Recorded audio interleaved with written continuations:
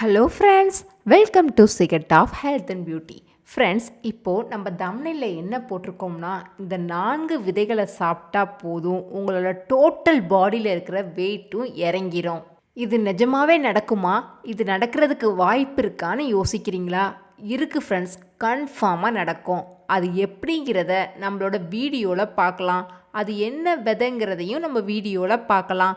அதுக்கு முன்னாடி நம்மளோட சேனலை நீங்கள் ஃபர்ஸ்ட் டைம் பார்க்குறதா இருந்தால் வீடியோவுக்கு கீழே இருக்கிற சப்ஸ்கிரைப் பட்டனை டச் பண்ணி சப்ஸ்கிரைப் பண்ணுங்கள்.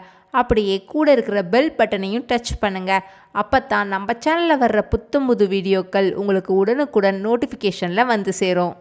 ஃப்ரெண்ட்ஸ், உடல் எடையை குறைக்கணும்னு நினைக்கிறவங்க, வாக்கிங் போனேன், அப்படி இருந்து என்னுடைய உடல் எடை குறையவே இல்லை, எக்ஸசைஸ் பண்ணேன், அப்படி இருந்து என்னோடய உடல் எடை குறையவே இல்லை, ஜிம்முக்கு போனேன், அப்படி இருந்து என் உடல் எடை குறையவே இல்லை, இப்படி சொல்கிறவங்க தான் ஃப்ரெண்ட்ஸ் அதிகம்.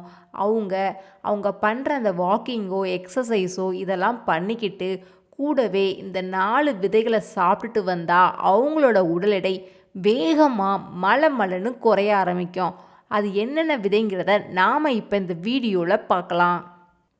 முதல் விதை என்னன்னு பார்த்தா பூசணி விதை.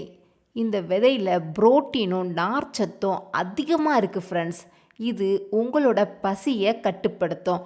இதில் இருக்கிற சிங்க் சத்து உங்களோட ஜீரண சக்தியை அதிகரிக்கும். அடுத்து நம்ம பார்க்க போகிறது ஃப்ளாக்ஸ் சீடு.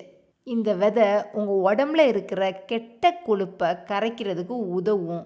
மேலும் இரத்தத்தில் இருக்கிற சர்க்கரையை கட்டுக்குள்ளே வச்சுருக்கோம். பசியை வர வைக்கிற ஆசிடை கட்டுக்குள்ளே வச்சுருக்கோம். அடுத்து நம்ம பார்க்க போகிறது சியா விதை. இந்த விதையை தமிழில் நம்ம துளசி விதை அல்லது சப்ஜா விதைன்னு சொல்லுவோம். இதில் அமினோ ஆசிட் புரோட்டீன் அதிகமாக இருக்குது. 1 கப் தண்ணியில் 2 ஸ்பூன் அளவு சப்ஜா விதையை போட்டு சும்மா ஒரு 10 நிமிஷம் ஊற வச்சாலே போதும். அது நல்லா பொங்கி மென்மையாக சாஃப்டாக மாறும். இது கூட லெமன் ஜூஸ் ஆட் பண்ணிக்கலாம். அடுத்து நம்ம பார்க்க போகிறது சூரியகாந்தி பூ விதை. இந்த விதையில் நல்ல கொழுப்பு சத்து அதிகமாக இருக்குது. புரோட்டீன், நார்ச்சத்து, விட்டமின் இ, போலேட் மற்றும் காப்பர் அப்படிங்கிற பல சத்துக்கள் இந்த விதையில் நிறைஞ்சிருக்கு. இந்த விதையை சுற்றி கனமான தோல் இருக்கும். இதை உடச்சி எடுத்தால் உள்ள சிறிய விதை தான் இருக்கும். அதை நல்லா கழுவி காய வச்சு வறுத்து சாப்பிட்லாம்.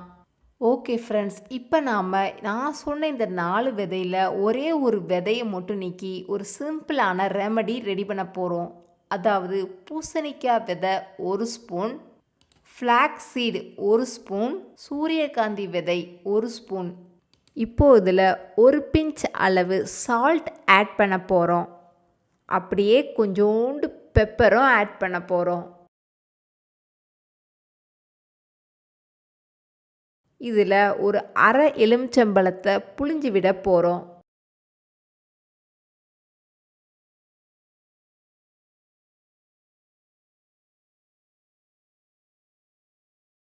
அவ்வளோதான் ஃப்ரெண்ட்ஸ், நம்மளோட ரெமடி ஈஸியாக ரெடி ஆயிடுச்சு.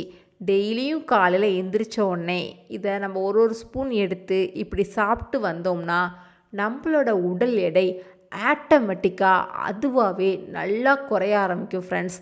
நம்ம வெயிட் லாஸை பார்த்து நம்மளே ஆச்சரியப்படுவோம்.